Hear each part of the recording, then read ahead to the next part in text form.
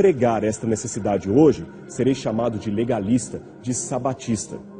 Meu amigo, com toda sinceridade, se ser sabatista é ser como Abraão e Moisés, então eu fico até feliz com a alcunha, pois ela se torna até um elogio para mim.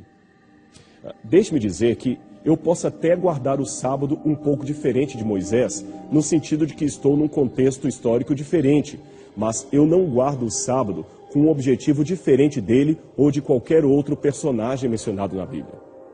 E que objetivo é este? Dar uma resposta de fé à graça de Deus que atua em minha vida, salvando-me e transformando-me dia a dia no meu caráter para que eu me torne cada vez mais semelhante ao caráter de Jesus. Isto é santificação.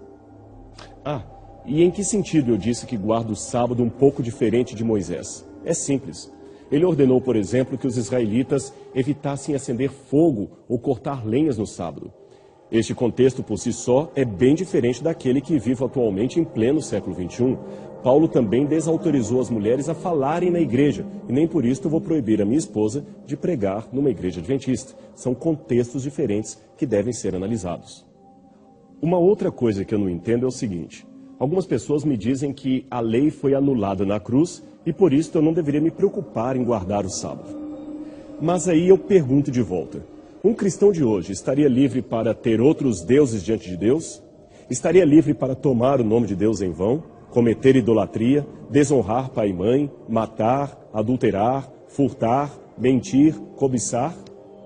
A resposta óbvia é não. Mas veja, eu citei 9 dos 10 mandamentos, ou seja, os mesmos que dizem que a lei foi abolida, admitem que 9 mandamentos dela ainda continuam em vigor.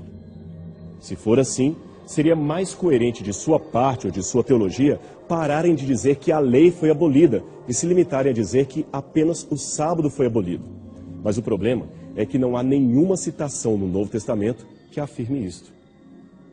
Os católicos, nesse sentido, são mais coerentes quando admitem que a Igreja Católica mudou o sábado para o domingo, que ela teria autoridade para isso. Eles são mais coerentes com a sua teologia. Agora, o problema nesse caso é até que ponto preciso da Bíblia para descobrir o que devo fazer, se a Igreja tem a autoridade de mudar aquilo quando considerar conveniente.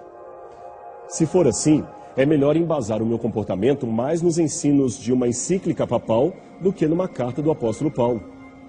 E por quê? Simples.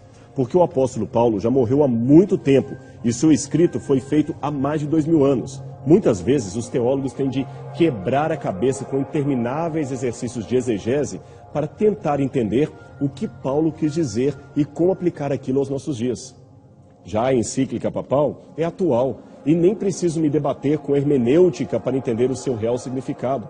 Para isto, basta ir a Roma, perguntar ao sumo pontífice o que ele quis dizer com aquilo e está tudo resolvido. Esse exercício já não dá para fazer com o apóstolo Paulo. Eu sei que eu parecia um pouco irônico, mas não foi a minha intenção. O assunto é sério. Quando eu disse que os católicos são mais coerentes ao afirmarem que a igreja mudou o sábado para o domingo porque tem autoridade para isto não significa que eu concorde com essa autoridade. Esse contexto de dizer que a igreja pode mudar porque está autorizada a fazer isto, coloca o magistério e a tradição da igreja acima das escrituras, pois esta tem a autoridade de modificar um mandamento que estava ali registrado por escrito. E isto, para que você saiba, contraria a própria Constituição Dogmática Dei Verbum, segundo a qual a tradição da igreja não poderia ter por objetivo ser maior do que as escrituras e o seu papel é apenas transmitir aquilo que foi dado por escrito aos apóstolos e profetas. Em outras palavras, a igreja foi coerente num aspecto, mas não tão coerente assim no outro. Mudar um mandamento dado por Deus, por ordem eclesiástica, papal, ou seja lá de quem for, para mim é um assunto muito sério e não deveríamos arriscar este erro. Bom, devido ao tempo, eu só vou ficar devendo para você uma análise da doutrina do sábado nos escritos dos pais da igreja, mas isso eu farei com certeza numa outra oportunidade. Pode esperar. Mas por fim, entenda mais uma vez, o sábado não salva ninguém. Não é o sábado que leva uma pessoa para o céu. Então, por que eu guardo o sábado? Por 3 motivos. Primeiro, porque amo ao Deus que me pediu para fazê-lo. Segundo, porque anuncio ao mundo que eu creio no Criador do Universo. Você se lembra? O sábado é um memorial da criação.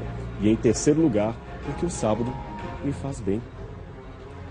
E o que eu evito fazer neste dia, já que estou com Deus todos os dias da semana? Ou seja, se Deus está comigo domingo, segunda, terça, quarta, quinta, sexta, por que algumas coisas se tornam ofensivas só no sábado? Afinal, eu não estou com Deus todos os dias? Deixe-me responder colocando a coisa assim. A minha esposa e eu trabalhamos juntos no mesmo centro universitário, o UNASP. Nós somos professores lá. Salvo em períodos que estou viajando, eu e minha esposa almoçamos juntos todos os dias em casa e temos, graças a Deus, uma convivência matrimonial muito agradável. Nós rimos juntos, conversamos o tempo todo, enfim, é um casamento com uma rotina muito feliz. Mas no dia 11 de abril é o nosso aniversário de casamento.